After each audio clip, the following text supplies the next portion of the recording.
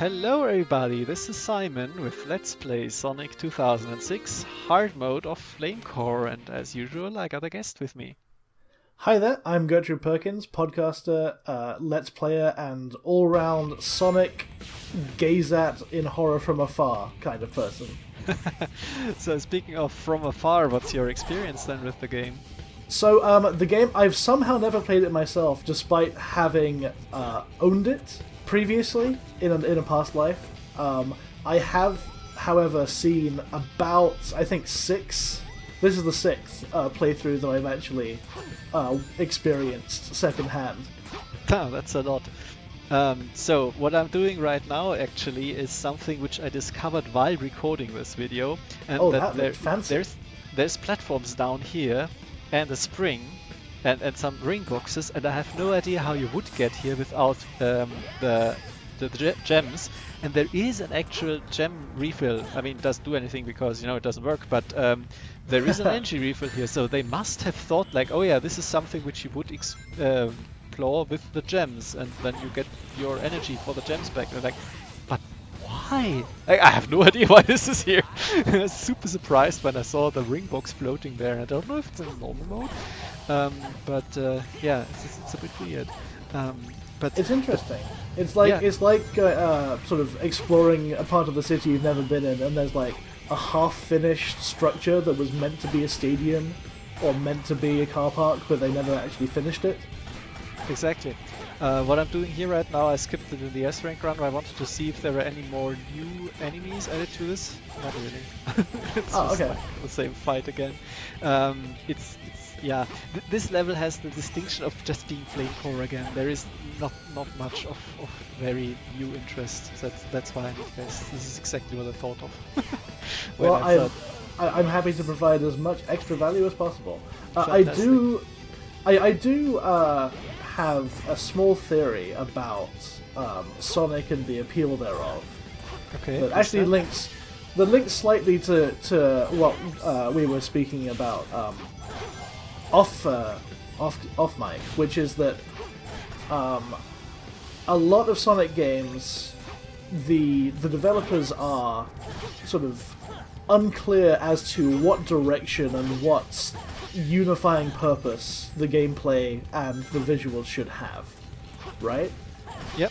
And that got me thinking of like, okay, so if we imagine the Sonic franchise as its own sort of individual brand with an individual brand character brand, then Sonic is kind of the perfect cipher for the teen experience. That's an interesting way of thinking about it. That he's just a bit confused about his identity. By the way, I wanted to point out one thing. I'm not sure if the voice line that's not a nice welcome plays in normal mode.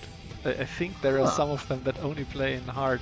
Anyway, I'm not doing this jump because I'm terrified of the rings not working. But I'm doing a full-on gem playthrough of these. I feel like this is the best way to show off the gems and what they really can do. I'm not trying to break it completely, but yeah, anyway. But it's a very good point which you raise, and it's generally based on the idea that they don't really quite know what to do with Sonic, and you can see it from the evolution of the games, because none of the games are really similar, which is fascinating in its own right. And whoa, Omega Tech crapped out a little bit, but hey, managed. But it's like they never have the confidence in one approach to carry it further, even through sequels. Even if you consider this Adventure 3, it's still very, very different. And, it is, yeah. Put just watching gameplay footage of this next to gameplay footage of Heroes, next to gameplay footage of Shadow.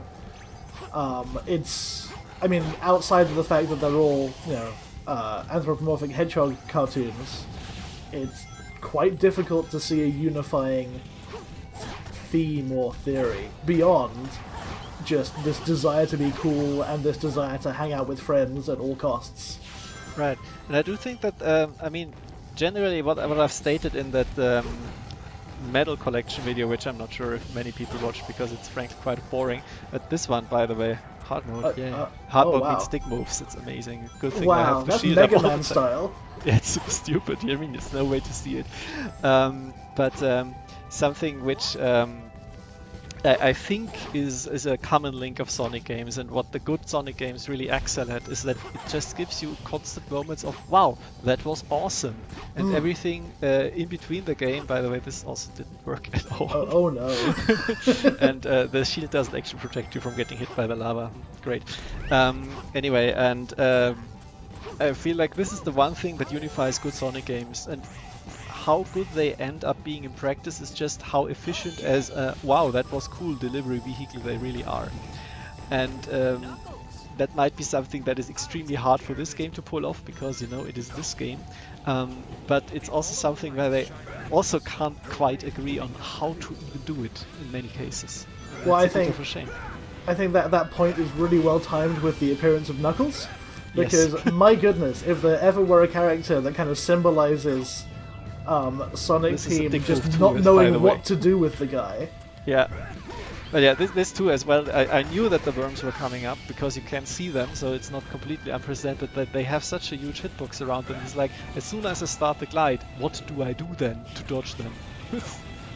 These guys on the Yeah. side, same story, but at least I did it. So this time I actually did the room from the bottom, just to show that, yeah, of course it's possible. Doing it from the top is a little bit safer and more efficient, a little bit more boring maybe. But yes, Knuckles definitely is its own problem. Definitely in this game, but also in some others. It's just like an also ran in many cases.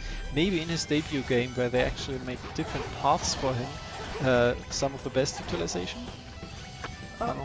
I can see that, but also in terms of the role he plays in the story, because he starts as this even cooler kind of slightly more edgy counterpart to Sonic, and then that role just gets filled by Shadow, and then Silver kind of, but also Blaze in a certain respect. Yeah, it's like even in this story here, you have Silver playing the gullible idiot, and it's like this is Knuckles' part. In that sense, I know, like right?